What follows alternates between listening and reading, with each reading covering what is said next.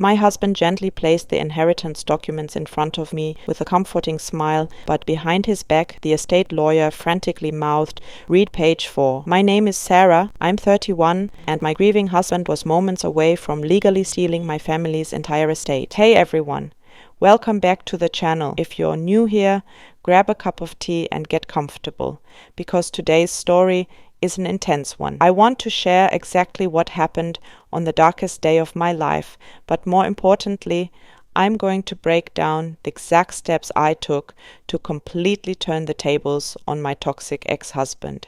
If you ever find yourself facing a massive betrayal, this is my step-by-step guide on how to stay calm, gather your receipts, and take back your power without breaking a sweat. Let's dive right into step 1, which is always to read the fine print and trust your instincts. So there I was, in my black dress, tears still in my eyes from my father's funeral. My husband Derek handed me a silver pen to sign what he called routine estate transfers. But the lawyer's eyes were practically warning me to stop. I casually flipped to page 4, and right there, in the dense legal jargon, was a hidden clause granting total power of attorney and asset liquidation rights to a shell company. For example, if I had just blindly signed on the dotted line like he expected me to, he could have legally sold my childhood home the very next day and pocketed the cash, and I wouldn't have been able to stop him. Discovering the truth is always the first step, and you have to keep your eyes open. That brings me to step 2.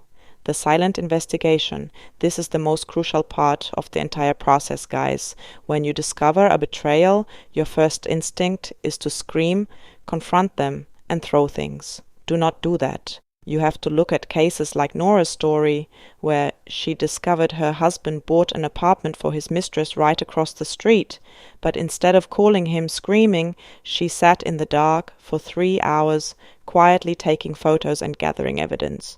Or take Ainsley, who realized her husband was slowly poisoning her with a hollow necklace, but she didn't confront him in the car. She quietly went to a jeweler to get it professionally tested first.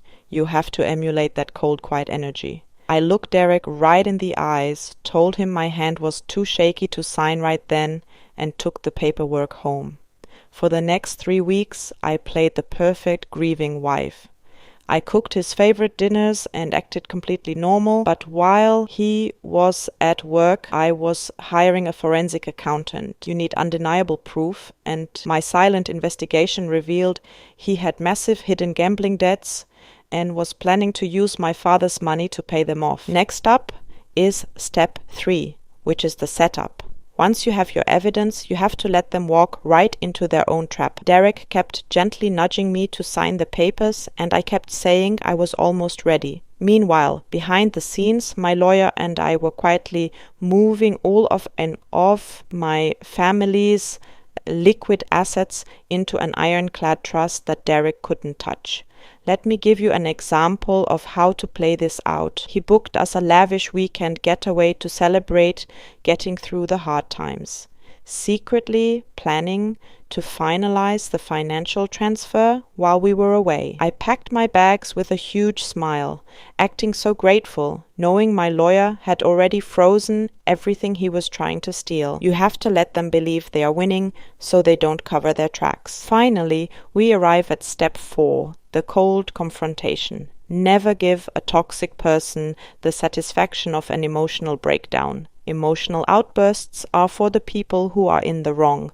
We deal in cold, hard facts. The day we were supposed to leave for our trip, he drove us to the bank to drop off the signed documents. We sat in the manager's office, and Derek handed over the paperwork with this incredibly smug, victorious smile. The manager looked at it, typed a few things into his computer, and said the accounts were completely empty. Derek's face went totally pale. He looked at me, completely panicked, and asked what was going on.